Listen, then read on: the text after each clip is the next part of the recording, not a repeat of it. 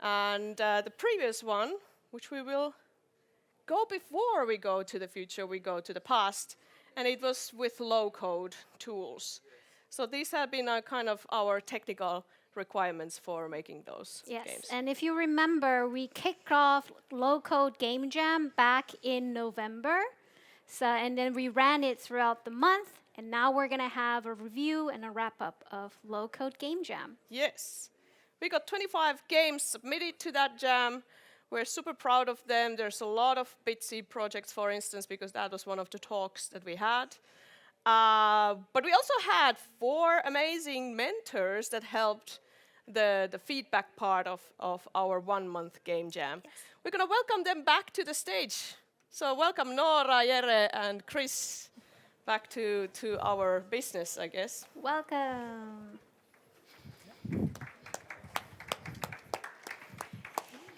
So if you remember, we kicked off low-code game jam in November, and you can watch our kickoff video that is now archived on our YouTube channel. Can you watch? We had a little bit different set of 3 people on the stage back in November. So unfortunately, Teemu got sick, so couldn't join us today. We could have had the full house of all the mentors, but now we have 3 of you. We have a couple of favorite ones from the mentors, or most interesting ones, or something that we want to say a couple of words about, and that's what we're going to do. But before we go there, how was the jam for you guys as mentors and experienced game developers? And maybe for those who are watching the video first time on this one, maybe you can give like a short, like 1 or 2 sentences of who you are, and then give us your thoughts of what was in the jam. All right. Hello, I'm Noora. I'm artist. I've been doing game art for mobile games over a decade. I work at Futureplay, and I had a lot of fun participating as a mentor in this game jam. I think the games were really fun. Like there was a lot of cool ideas, cool stuff. It was inspirational. Yeah. Good. Jere? Yeah, hello, I'm Jere. Been working over 20 years now or something as a games programmer. So for me the game jam was actually pretty interesting because this was kind of like do everything that I don't do, meaning low code. So it was pretty interesting and fun to see how everything kind of like shaped up. Yeah, and Chris. Yeah, I'm Chris, tech lead at Metacore. And yes, this game jam was really amazing. I mean, it's like in my previous experience, all the game jam, they mostly try to compete and get over some objects. But yeah, this time it's like I felt like the people, they really want to try out what they really want to have or what they want to make for the game itself. So I saw a lot of teams were just trying to focus on their own game, not to copy anything else. I really found out a good core and inspiration from all the games. And it was quite funny. It's like some of the games were like they are just trying to bring it out very different topics or very different game mechanism, or even some games I found out like they are not aiming to have any goals of the game itself. So yeah, it was really interesting. Very liberal. And then also quite ironic, Jere pointed out that Jere and Chris, you two are game programmers, and you were mentoring low-code game jam. So it's very much different coming from very irony positions, like it's a jam about what you don't do in your office. So interesting. Was it painful? Well, not really. That's kind of like my goal is always to code myself out of any project. So this already started at that point. So it seems like we have this trajectory of the teams to make people obsolete. First the programmers and now the artists. Well, you want to focus on the game, so the less you have to code, the better it is. Brave new world. You can focus on other things. Less code, and then there are some games with absolute no code. So we're gonna highlight a couple of games and talk about them. And we're gonna start. I think that we are in an alphabetical order. We have 8 games coming up, And the first one is something that Teemu picked, so we're going to just have to figure it out together. This was, let's see if the video works or if the video... Yes. So We're going to purposely mute the video because of the audio volume differences, but then all of our games submitted that had some sort of music in there, just to let you know. Yeah. So this is a solo project made with Twine, so it's not too much to watch in the video. It's kind of a difficult genre to make a gameplay video of it. And there was an estimated work hours of 15. And I think that I can kind of read 15? Question mark? 15 is very difficult sometimes Made by Michael estimate or that. Michael Lennon.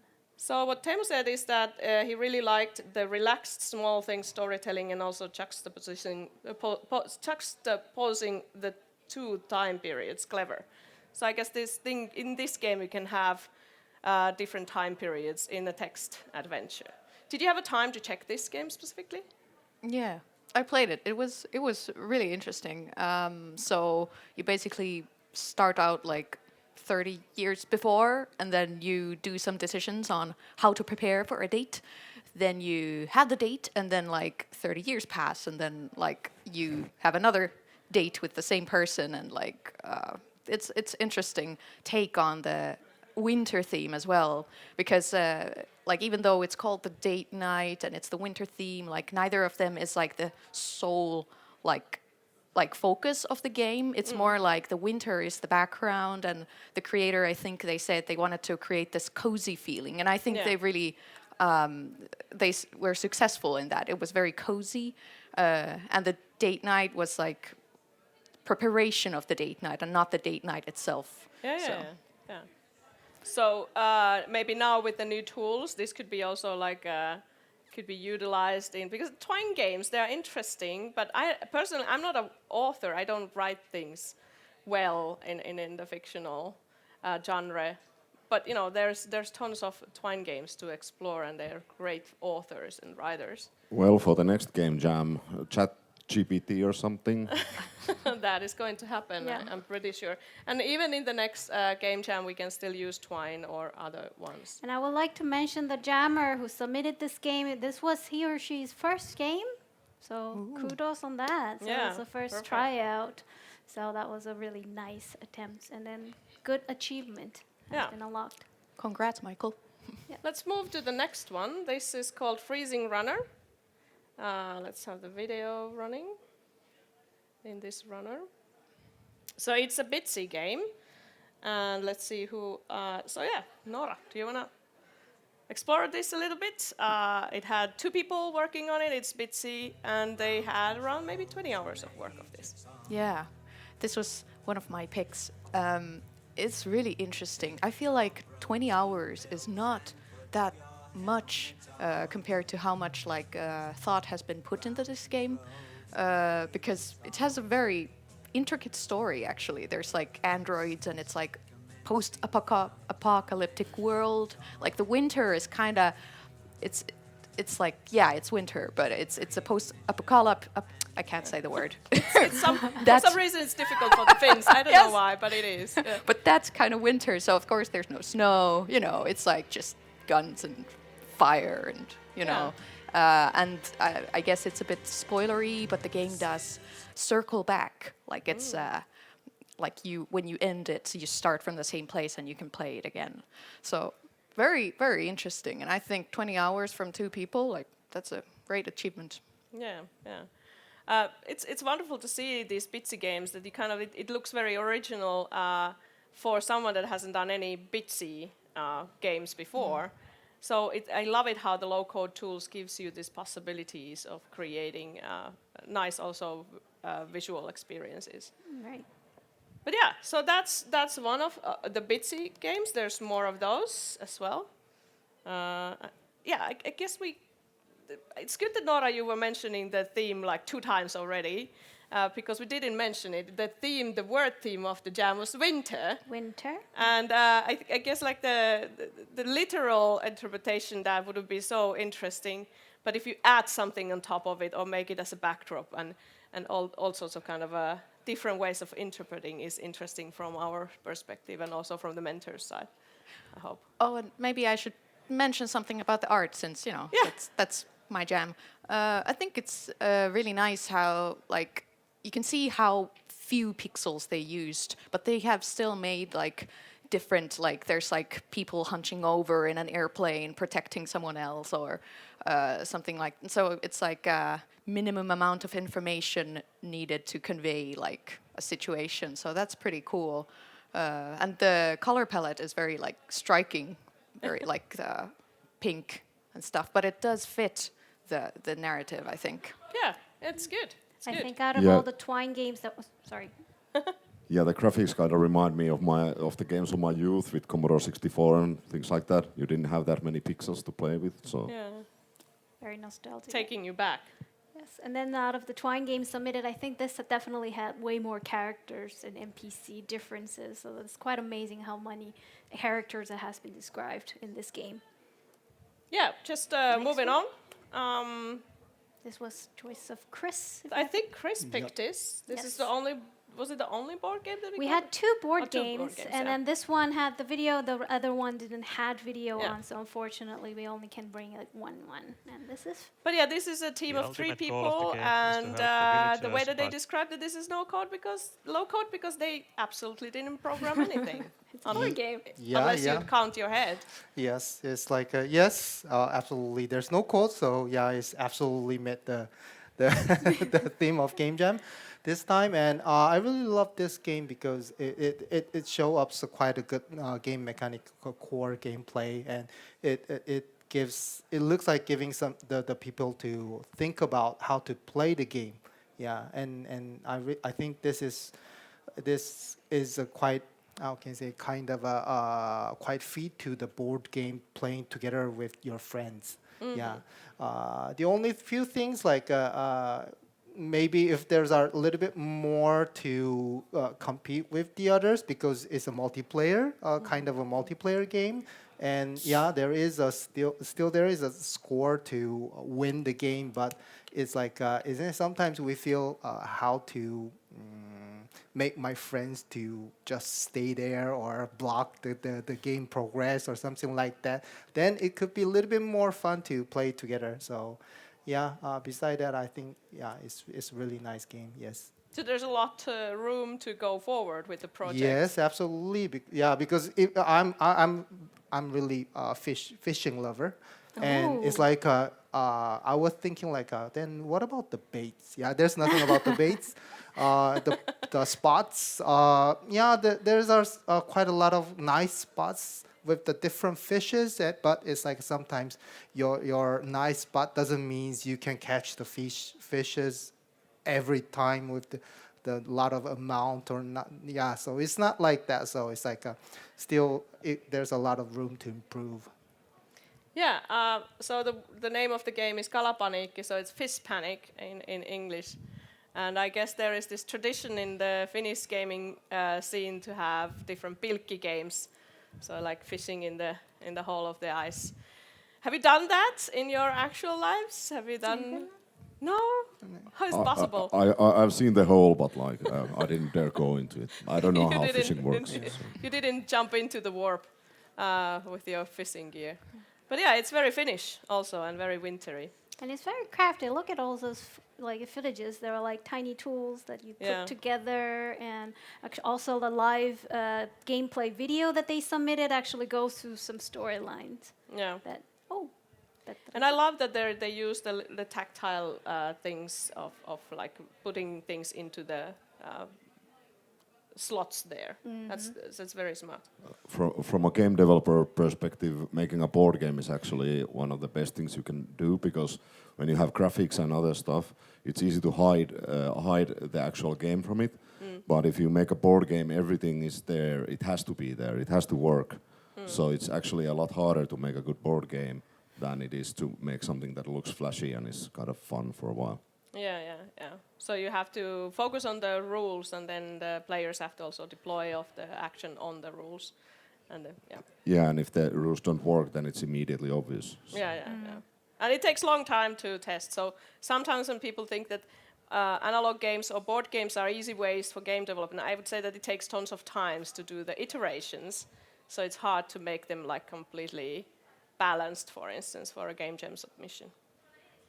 But congratulations for the team to make this. All right, Choops, another Bitsy game, and this is called Nuts. It's cold outside. It's a solo project with around a bit less. That's very specific, 56 hours. 56 hours. Yeah, not 55, but 56 hours of making into that.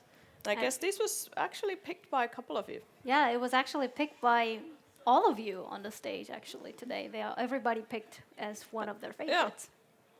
So yeah, please explain, why is this so amazing? Well, first of all, congrats to Holy Dragon, because like the 56 hours, that's a great feat. Like it's been like more hours put into than like many of the other projects. So that's a really great feat what they have here. It's like a game that has so many different environments. The squirrel here goes on an adventure around like different parts of the world, like I don't know, avoiding alligators and going on a boat trip and in Asia, and then they try to find their tree after they have collected all the nuts. So at first I actually didn't manage to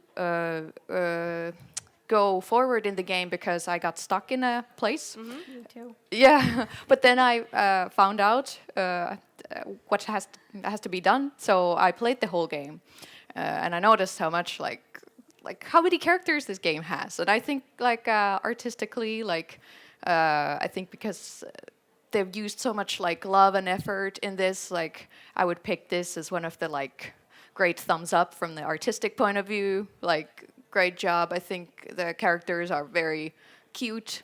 There's a really nice, wholesome little story here, and like it just looks like Holly Dragon here had a lot of fun creating this. It shines through. Yes. How about Chris? You had also some things to say about this. Yeah, I really love the story and narrative inside the game. Especially, it's like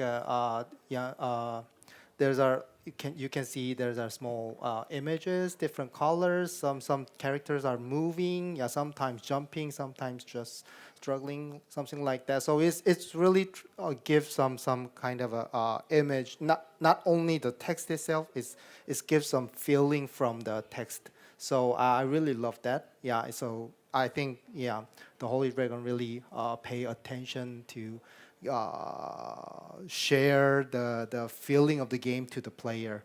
Yeah, so that was one of the reason. Yeah, the other like the lot of stages to explore. Yeah, it was quite fun to because honestly, I at the first try I almost lost my place and it was very difficult to start. But yeah, it was really nice to have the multiple place to look around the game. Yeah, I kind of, it's sometimes when you look at the jam games, it's difficult to trust the work hour estimations, like must have been more. But it's also one of the magics of these low-code tools that there's so much less of setting up and building the system, and then you can just focus on the storytelling, character design, graphics, those kind of things. So it's the beauty of these projects. Yeah, and a lot of it is actually working with the tool and adjusting your design in a way that it actually fits the way that the tool's being or that the tool wants to be used, kind of. So that's a big part of it also, to kind of like stay on your feet and take the best out of the tool. Yeah. I want to mention this part over there. Like that was an amazing effect they had made. Like whenever you click forward, like there's an animation of the sun going. So it's a very nice transition scene. Kind of shows off the passage of time. That's also like a workaround in the tool.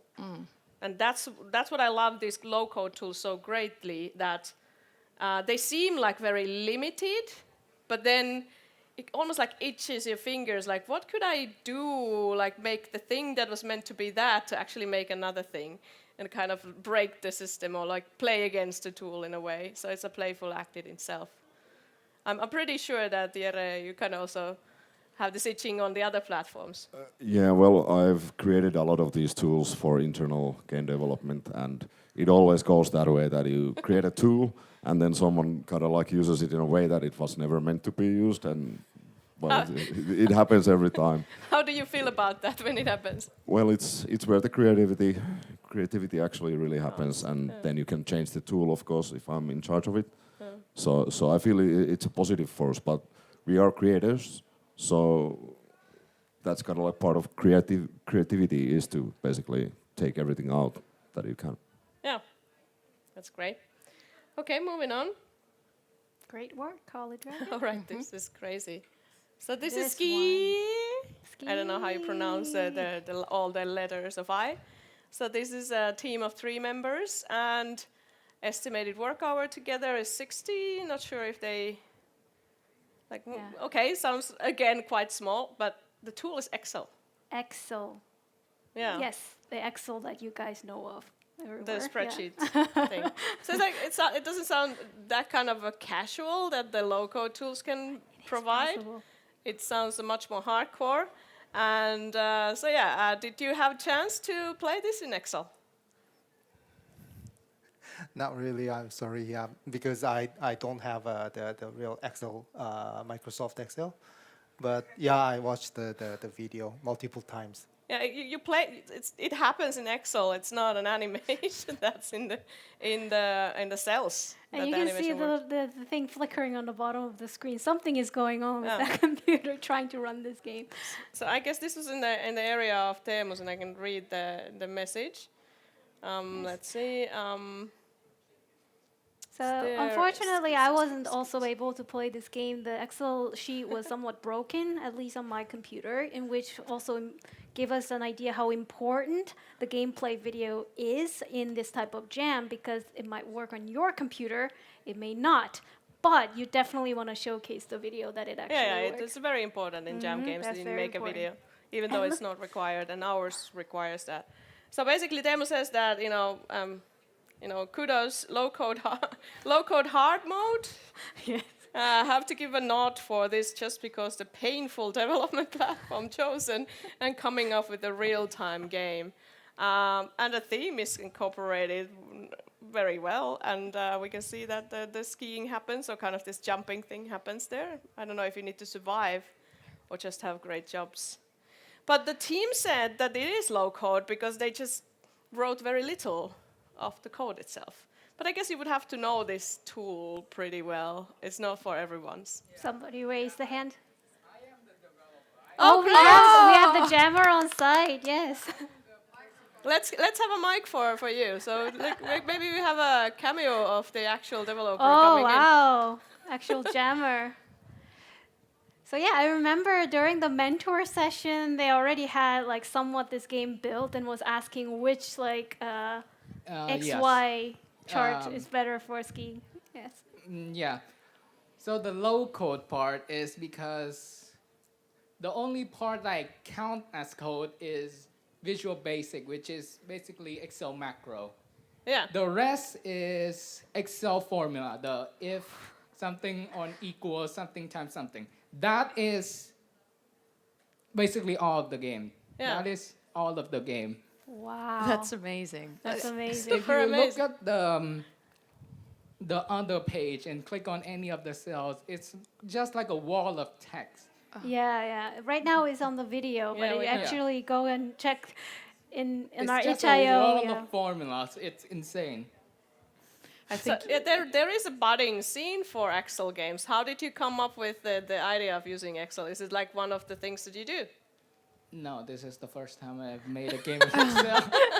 I spent a lot of time researching it. There's a lot of hidden features of Excel. Yeah. Ooh. So basically, one of my friends told me that some guy, basically I told him do you want to join this jam with me? He said, it's kind of boring because he didn't think you can do that much with low code tools. And he said that some guy made a 3D rendering engine in Excel, and the rest is history.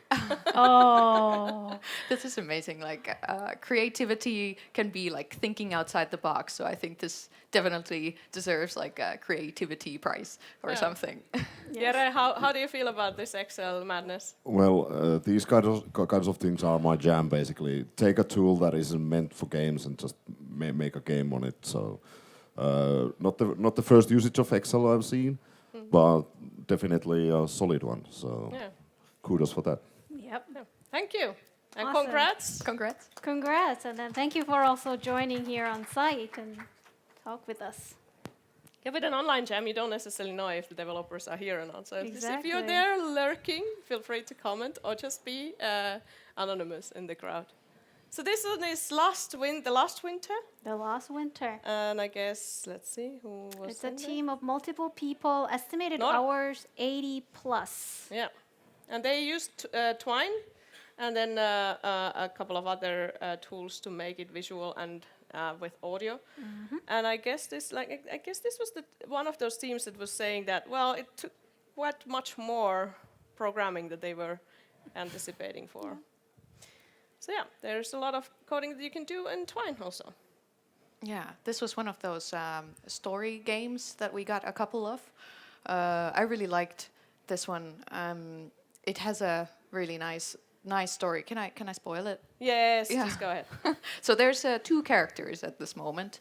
The other one, Wyatt, was more like talking about his story and so on. But then there's the child that has maybe a bit more about the world itself. So if you go through the storylines of the child, like you play multiple of them, like I did, like you start over again many times and then like see all the different options. Like you can find out that this fireplace is actually this sort of limbo, purgatory place. The child has died in amidst of war, finding their parents, and there's like different ways that he dies based on which choices you take. I think it was really interesting, and one of the people involved was a composer, and I think they made a really nice, like, atmosphere with the music and the simple art style and the story. So I think I would really like to read more of this story. So it's well written Yes. and It's well captivating. Yes. Others, did you have a chance to check this out? Well, I didn't check it out, but like just listening to the description, like usually when I think of winter, I don't think of so heavy, dark things. So it's kind of like Good interesting. interpretation of the theme. Yeah.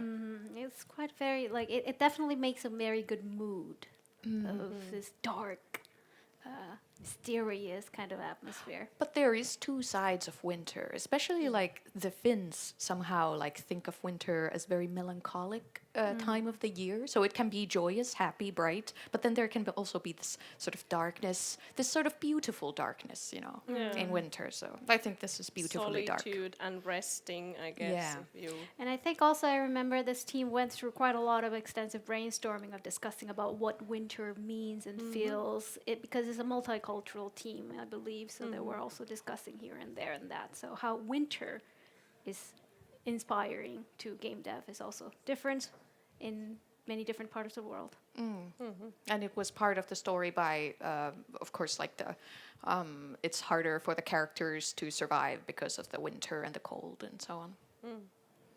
I think that the jam games are best to play right after the jam because then there might be spoilers. So that Right. happens a lot. But unfortunately, some of the games that are mentioning today, they are currently somewhat in technical issues on itch.io. For example, the last winter, I wasn't able to play it last night. So if the teams involved here, maybe this is your last chance to check it out, to fix the bug, so that There's I a can crowd play it coming. also. I played it, but then I did play it. But then when I tried to run it yesterday, I couldn't. So, Yeah, something happening. yes, something happened. We're gonna move to the next one. So I guess this was the only game, it's like only in our collection here, a Game Boy Studio game. So it looks similar to Bitsy games, but you can pick that old vibe of Game Boy console. So this was a solo work, and let's see who had the word for it. I think it was mine. Yes, go ahead. What did you like about this? Do you have the video? Yep. Yes, it runs through. Yeah, so, well, being a retro man, so of course immediately kind of like the good Game Boy vibes and things like that. But there's a surprising amount of stuff to do, and it's kind of fun to see all of the things that are in there. There are some bugs, so if you try to break the game, it's easy to break the game, but maybe we can let that slide a little bit, because like it's still this interesting world where you can move in and interact with the characters and do tasks, and there's quite a gloomy end, I think, at the end. I think this was one of that they didn't have audio. Was the actual gameplay, did it have audio? I don't think it did. I actually checked today and I didn't hear anything. So if you are planning on deploying this to an actual Game Boy, I guess there's like some intricacies in the actual Game Boy music thingies that we're gonna have next mentor presenting. Maybe could answer that later. So that's kind of part of the obsolete or older machines that it's not as easy just to kind of attach a music clip there. But it looks really nice, and I would love to play it on the actual device. Look at how adorable it is. It is. Definitely give me this Game Boy vibe.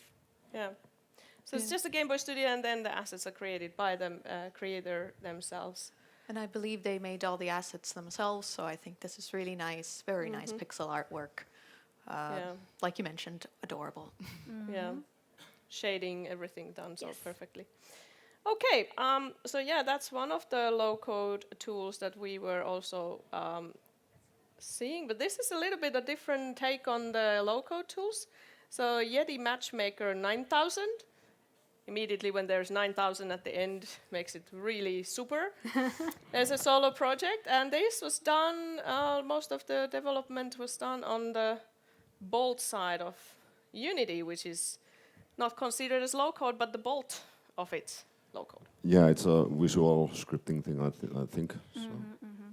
There was actually some jammers asking us about whether that Unity visual scripting can be considered low-code, which both Unreal and Unity have these visual scripting tools, or visual programming tools, as far as I understand, that you could utilize for this kind of projects. But Jere, you picked this, so what is it? Yeti matchmaking dating thing? Yeah, so basically this is a crossover between Tinder and Papers, Please, I think. Oh, fantastic. So in the game you gotta like in the top corner you have this list of your ideal match, and then you need to be really fast and judge like yes or no, and like. I really sucked at this game. I tried it a few times, but I always got negative scores. But that's how it goes on Tinder as well. So I guess it's fine. Realistic. Okay, good. I love the style of it. It makes me feel like it's like old Macintosh computer. Yeah. But in just like Tinder, like Jere said, it felt more like a speed game for me as well. I was like, what am I supposed to do, left or right, you know? Yeah. And that instant like points. Feedbacks coming out, so that was also fun. I've lost count. How many games do we? Is that Yes. that was the last one? Yeah, Okay, that was the last one. Can I give a shout out to also Everwinter Nights, because I Yes. think the creator said that they used the game to practice on sprite art, and that's amazing. That's what game jams are for. The game was Perfect. very beautiful as well. So we didn't have it here listed, but Yeah, there's 25 games. We had to pick some that we can, in a realistic time, to also present here. Yep. So if your game wasn't picked, that doesn't mean that it wasn't a good one or interesting one. We just have a couple of examples here. Right, and also one condition: do submit your gameplay videos, because that's quite important for teachers to prepare this slide. So that was also the major criteria to be picked up. I would say that every single game jam that you participate, always make a video, because it's just really difficult to get people to explain your game without them playing it, and it might be a hassle to install, unless it's running on itch.io website. Yeah, and sometimes these games expire like even on itch.io, and then the video is still there. So. Yeah, it's super important for archiving and communicating your pieces. Even though you wouldn't, at that day, you wouldn't appreciate it because you just made it and it feels like there's a lot of bugs, which is true. But you will appreciate it later. You want to show it to someone at some point. So yeah, that was all of our 8 games that we wanted to highlight. So congratulations for all the jammers. And thank you all for our mentors who've been following up. So for those audience here, the mentors has followed up throughout our entire online jam period. They also did midterm mentoring sessions online, and they also joined us here. So big thanks to all of you who joined us in this community of jamming. Yeah. And it's not as visual, like when there's a lot of like with these low-code tools, there's more like, for instance, there's a couple of Twine projects. They're not necessarily so visual to show, but there is so much more to play. So go and play the ones that are not yet outdated. Maybe that's one of the reasons. I don't know why. But yeah, then they might also be broken and you still can make a video and talk about it. But I hope you enjoyed the process of seeing and witnessing the development of these ideas into the last submission form. And hopefully we'll see some of these to taken further after this. Do you have any wise words for anyone for trying to make a game jam in the future? What you had your tips in the beginning, but any last minute warnings or famous words for the jammers to come? Keep up the good work. Good. Just remember to have fun. Like making games should be about fun, and especially game jam games are actually good. That you don't have to try to sell them. Yeah. So you can make a fun little experience or just try something interesting out, just for the heck of it. Like Thorsten said today in a keynote, that not everything needs to be about the markets and shouldn't be. So game jams are great places for that.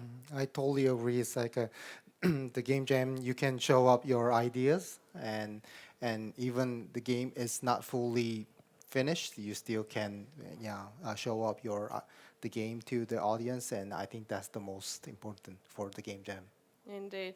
Thank you so much. Thank you very much for our amazing mentors from Low Code Game Jam.